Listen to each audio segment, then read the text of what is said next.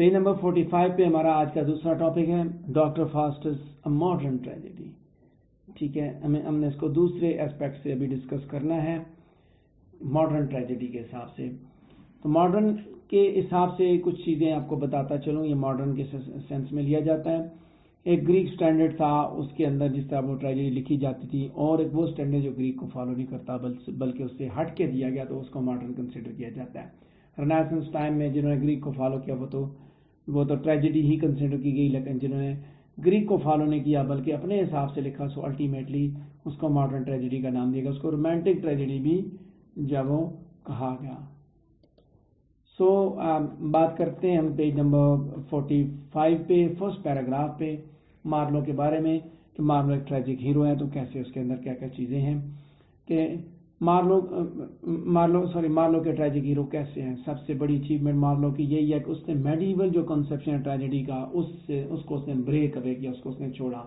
Medieval dramas के अंदर tragedy जो है वो प्रिंसेस से रिलेटेड होती थी, जिसमें बादशाह या रॉयल पर्सनैलिटीज के राइज और फॉल को डिस्क्राइब किया जाता था। ये मार्लो था जिसने रियल ट्रेजिक हीरो क्रिएट किया।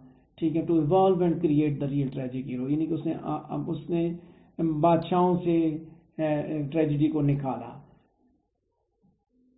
सेकंड पैराग्राफ में इसी हेडिंग के नीचे इंट्रोडक्शन मार्लोस ट्रेजिक हीरो की हेडिंग के नीचे सेकंड पैराग्राफ है कि तकरीबन सारे जो मार्लो के ग्रेट ट्रेजेडीज हैं, टैम्बरलिन द ग्रेट, डॉक्टर फास्टस जी और माल्टा, ये सारे हम्बल पेरेंटेज के लोग हैं, और लेकिन इनके अंदर बड़ी अजीम हीरोइक क्वालिटीज उसने इंडो कर दी हैं, यानी ऐड उसने उनके अंदर डिपिक्ट की हुई हैं।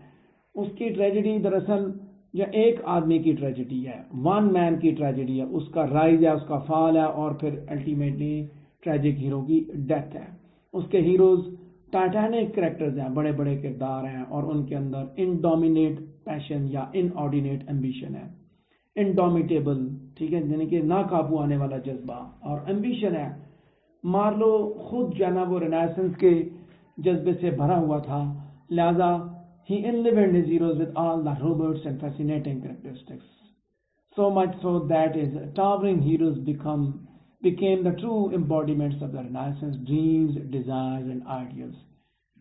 उसके अंदर रेनेसांस का जो स्पिरिट था वो कूट कूट के भरा हुआ था, और उसने अपने किरदारों के अंदर भी यही चीज़ जो वो रेनेसांस ड्रीम्स, डिजायर्स और आइडियल्स को ही कूट के भर दिया। और यही चीज़ टैम्बरलिन द ग्रेट के अंदर भी डिपिक्ट की गई है। उसके मिलिट्री एंड पॉलिटिकल पावर के हिसाब से आप देखें तो आपको ये पता चलेगा। जीव ऑफ माल्टा के अंदर इंस्पायरेशन टुवर्ड्स वेल्थ भी देखें, फास्टस की जो सुप्रीम क्वेस्ट अल्टीमेट पावर की, ये सारी चीज़ें वही हैं जिनका तल्लुक नेशनल ड्रीम्स एंड डिजायर्स के साथ था। तो पहली चीज़ तो आपको ये पता चली कि रॉयल पेरेंटेज से निकाल के उससे निकाल के हम्बल पेरेंटेज की तरफ वो लेके आ गया। ठीक है, मॉडर्न ट्रेजेडी के अंदर, ग्रीक ट्रेजेडी के अंदर यही था, या मेडिवल लोग भी उसी को फॉलो करते थे। दूसरी बात है working of a passion, discarding ethical values. Marlowe के हीरो जो उनके अंदर अनकंट्रोलेबल पैशन है, इनऑर्डिनेट एम्बिशन है, ये बात मैंने पहले भी बताई, और इन सब के अंदर मैकियावेली के जो आइडियल है ह्यूमन कंडक्ट और ह्यूमन डिजायर के, वो भी मौजूद है, यानी कि ये उनसे भी इंस्पायर होते हैं। मैकियावेली की किताब द प्रिंस, उसने दरअसल इंडिविजुअल की आज़ादी के सारे डॉक्ट्राइन जो है प्रीच किए, पब्लिश किए, to gain once and bye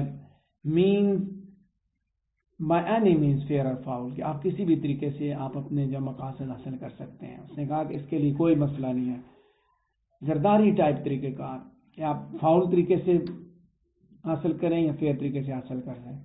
लिहाजा हम उसके ट्रेजिक हीरोज के अंदर यही चीज़ देखते हैं ना, पैशन देखते हैं, और वो ऐसा पैशन है जिसकी वजह से सारे मॉरल कोड्स को वो डिस्कार्ड कर देते हैं, एथिकल प्रिंसिपल्स को छोड़ देते हैं, plunging हेडलॉन्ग to achieve their and, plunge कर हेडलॉन्ग, बस सर के बल पड़े हुए हैं, दिन रात लगे हुए हैं, ना वो क्या कहते हैं हलाल देखते हैं ना हराम देखते, क्योंकि उन्होंने अपना टारगेट अचीव करना है।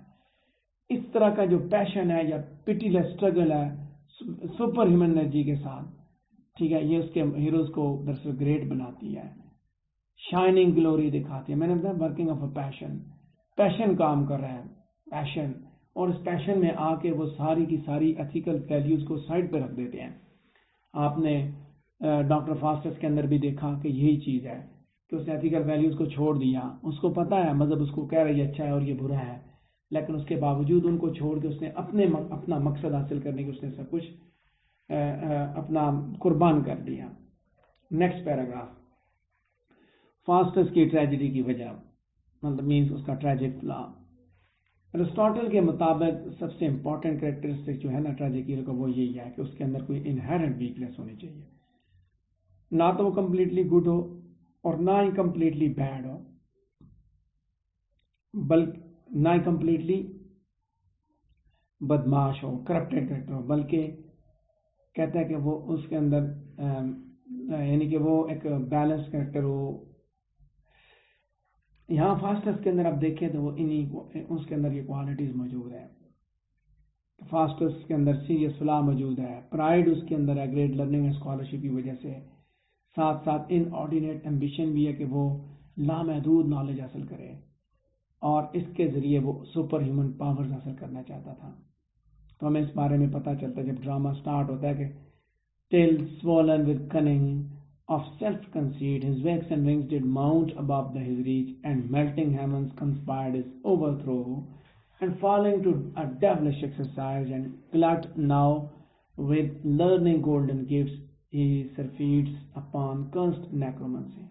کہ پہلی لائن کے اندر ہمیں یہ پتہ چلتا ہے کہ اپنے پرائڈ اور ایمبیشن کی وجہ سے ڈاکٹر فاسٹس جو ہے وہ نالج کی ساری برانچز پہ ڈس اپوائنٹڈ ہے, مطمئن نہیں ہے وہ جو کچھ اس نے ابھی تک حاصل کیا.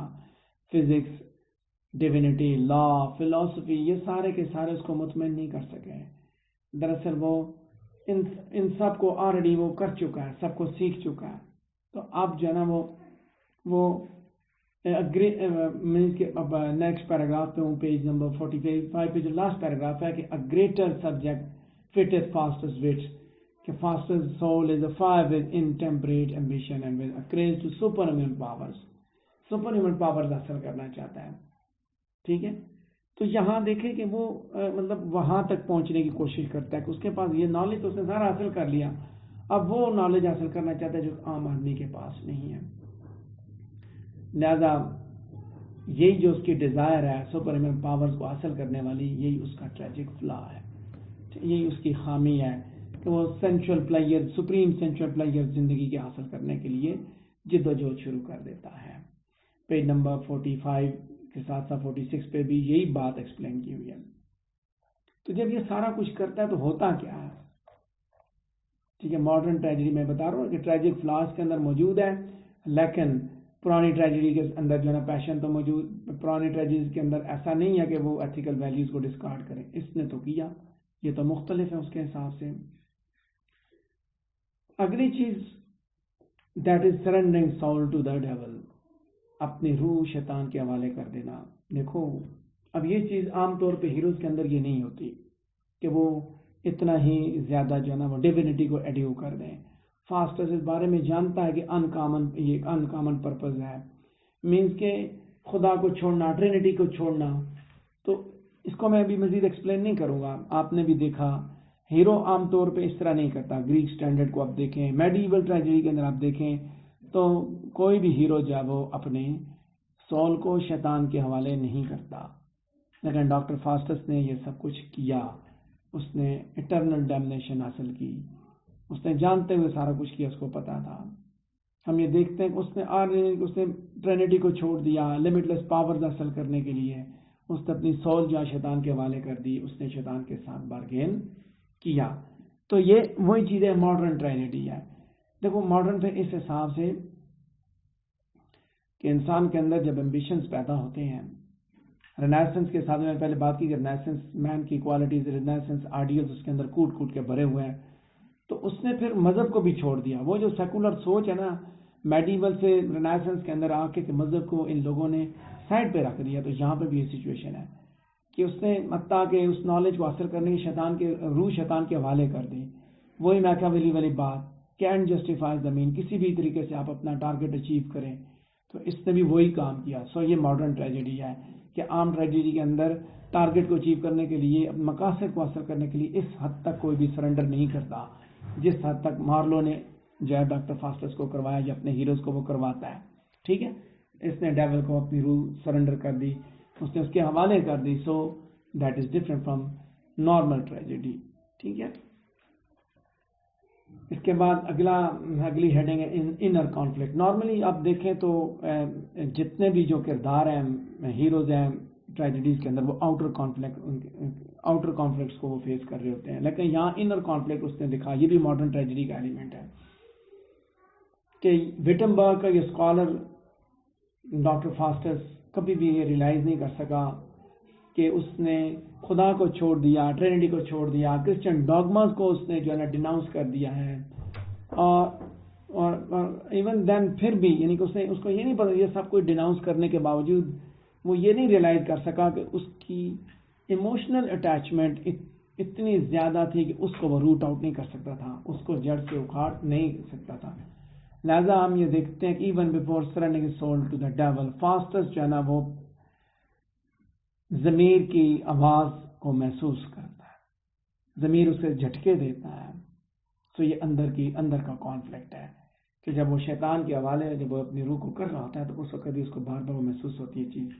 انٹائر ایکشن جو ہے نا ڈراما کا فلیکچویٹ کر رہا ہے. Weak and wavering loyalties of Faustus to these two opposing forces, کہ دونوں کے درمیان اس کی لائلٹی جو ہے نا وہ ہینگ کر رہی ہیں، چکولے کھا رہی ہیں، کبھی وہ ایک طرف کبھی دوسری طرف. لہذا ہمیں یہی چیز نظر آتی ہے کہ فاسٹس کا جو دل ہے دراصل وہ ایک ایسا میدان جنگ ہے جہاں پہ گڈ اینڈ ایول کی فورسز ایک دوسرے کو اوور پاور کرنے کی کوشش کرتی ہیں. گلٹی کانشیس جو اسے شروع سے لے کے آخر تک اسے جو ہے نا محسوس کرواتا ہے. ڈاگز him from the beginning to the end, we can follow his troubled career and the inner confidence soul from the beginning to the end of this tragic drama. اس کے اندر ایک جنگ لگی ہوئی ہے، جس جنگ کو اس نے ایکسٹرنلائز کر کے بھی دکھایا. انر کانفلکٹ جو ہے نا تب ہوتا ہے جب انسان کے پاس دو الٹرنیٹیوز ہوں، ان میں سے دو اپوزٹ ڈائریکشن، دو مختلف طرف کے رستے جا رہے ہیں، ان میں سے اس نے ایک کو سلیکٹ کرنا ہے. ایک جنت کی طرف جا رہا ہے، ایک جہنم کی طرف جا رہا ہے. تو اب اس کے اندر جنگ جو ہے نا وہ ایک جد و جہد جاری ہے، وہ کس طرف جائے. دونوں ڈائریکشنز کی طرف وہ ہی از بینگ پولڈ، کھینچا جا رہا ہے. وہ اندر کی جنگ اسے کبھی ادھر لے کے جاتی ہے رائٹ تو کبھی لیفٹ. اور ماڈرن ٹریجڈی میں ہم یہ چیز بھی ایکسپیرینس کرتے ہیں کہ فری ویل کو دکھاتے ہیں، انسان آزاد ہے. رینیسنس کی جب ہم نے بات کی لو فار لبرٹی، تو یہاں پہ بھی یہ چیز ہے، وہ آزاد ہے، وہ اپنی مرضی سے اس نے سلیکٹ کیا. سو اپنی فیٹ کا بھی وہ خود ذمہ دار ہے. فاسٹس کی چوائس دیکھیں پھر بلیک میجک کی، اسی کی وجہ سے پھر وہ اپنی تباہی کی وجہ بھی بنتا ہے.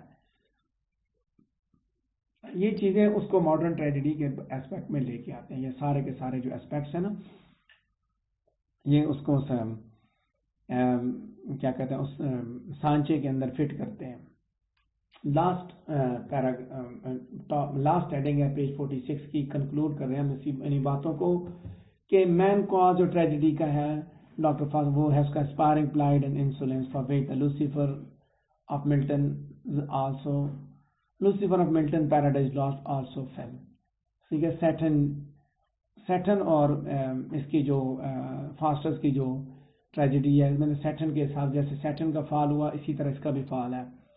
تو پرائڈ اور پریزمپشن جو ہے نا وہ کلیئر ویژن لے کے آتے ہیں. Lead a man to take things for granted, so his inordinate ambition proud presumption leads him to commit the sin of practising more than heaven permits. دیکھو تکبر انارڈینیٹ امبیشن ہے، پراؤڈ پریزمپشن ہے، جو دراصل اس کو اس حد تک لے جاتی ہیں کہ وہ خدا کی لمٹ سے باہر نکل جاتا ہے. جو لمٹس اس کو دی گئیں اس سے آگے نہیں نکلنا. ٹھیک ہے، یہ یہیں تک پڑھنا ہے، یہ نالج یہیں تک، اس سے آگے نکلتا ہے بلیک میجک، تو الٹیمیٹلی وہ ٹریجڈی کا شکار ہوتا ہے. فاسٹس خدا کو چھوڑتا ہے، کرسچینٹی کو، تھیولوجی کو چھوڑتا ہے، اپنی سول کو بیچ دیتا ہے. یہی وجہ ہے کیونکہ وہ لمٹ سے باہر نکلتا ہے.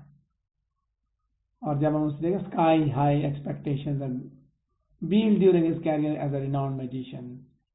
ٹھیک، گریم آئرنی یہ ہے کہ وہ اتنی بڑی وہ سارا کچھ کرنے کے باوجود وہ جو اس نے بڑے بڑے اعلان کیے ہوتے ہیں وہ یہ کرے گا سب کچھ اچیو کرنے کے بعد، حاصل کرنے طاقت حاصل کر لینے کے بعد وہ سب کچھ وہ نہیں کرتا.